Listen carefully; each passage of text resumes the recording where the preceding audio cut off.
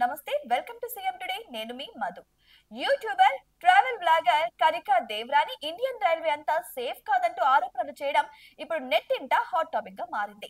Train లో తాను దోపిడీకి గురైనట్లు తెలిపింది. గుర్తు తెలియని వ్యక్తి తన మొహంపై మత్తు మందు చల్లి దోపిడీకి పాల్పడినట్లు ఆవేదన వ్యక్తం చేసింది. తనతో పాటు తోటి ప్రయాణికులు కూడా దోపిడీకి గురయ్యారని వెల్లడించింది. ఈ ఘటనకు సంబంధించి కనిక తన ఇన్స్టాగ్రామ్ లో పూర్తి వీడియోను షేర్ చేసింది. వీడియోలో కనిక మాట్లాడుతూ, నేను ఢిల్లీ నుంచి గౌహతికి బ్రహ్మపుత్ర మెయిల్ లోని సెకండ్ ఏసీ కోచ్ లో ప్రయాణించాను. అయితే ట్రైన్ పశ్చిమ బెంగాల్లోని న్యూస్ లైఫ్ గురి జంక్షన్ రైల్వే స్టేషన్ వద్ద ఆగిన సమయంలో దోపిడీ జరిగింది. ఓ వ్యక్తి నా దగ్గరికి వచ్చి సీట్ నెంబర్ గురించి అడగడంతో మాట్లాడుతూ ఉన్నాను. అందులోనే అతడు నాపై ఏదో స్ప్రే చల్లాడు. తర్వాత నాకేం అర్థం కాలేదు. తీరా కళ్ళు తెరిచి చూసేసరికి నా ఐఫోన్ ప్రో మ్యాక్స్ అయితే పోయిందంటూ తన ఆవేదన వ్యక్తం చేసింది. ఈ వీడియోకు రైల్వే పోలీసులను ట్యాగ్ చేస్తూ తగిన చర్యలు తీసుకోవాలని కోరింది కనిక.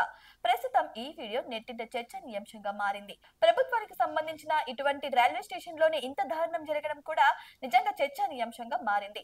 అయితే ఈ దోపిడీ గురించి ప్రభుత్వం కూడా ఆరా తీయాలని, అసలు ఈ దోపిడీకి పాల్పడ్డవారు ఎవరు అని, ఇది ఫస్ట్ టైం అయితే కాదని తెలుస్తుంది. ఇలాగే చాలా టైమ్స్ అయితే జరిగాయి. బట్ ఇది మాత్రం బయటికి రావడం అయితే జరిగింది.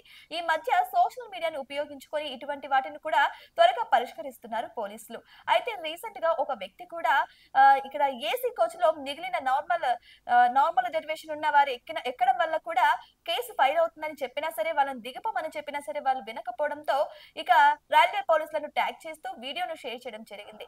అయితే రైల్వే పోలీసులు వెంటనే వచ్చి ఆ సమస్యను పరిష్కరించడం కూడా జరిగింది. మరి ఈ సమస్యను కూడా ఎంత త్వరగా పరిశీలిస్తారో, ఎంత త్వరగా పరిష్కరిస్తారో మనమందరం కూడా వెయిట్ చేసి చూద్దాం. ఏదేమైనా సరే ఈ సోషల్ మీడియా ద్వారా ఎటువంటి ఆరోపణలు కావచ్చు, లేకపోతే ఏమైనా ఇష్యూస్ అయినా సరే తొందరగా పోలీసులకు, న్యాయ వ్యవస్థకు అందడం అయితే జరుగుతుంది. సో మరి ఇది నిజంగానే చాలా శోచనీయం అని చెప్పొచ్చు. సో మరి ఈ వీడియో గురించి మీకేమనిపిస్తుందో కామెంట్ బాక్స్ లో కామెంట్ రూపంలో తెలియజేయండి. ఇటువంటి మరిన్ని అప్డేట్స్ కోసం మా ఛానల్ ని సబ్స్క్రైబ్ చేసుకోండి.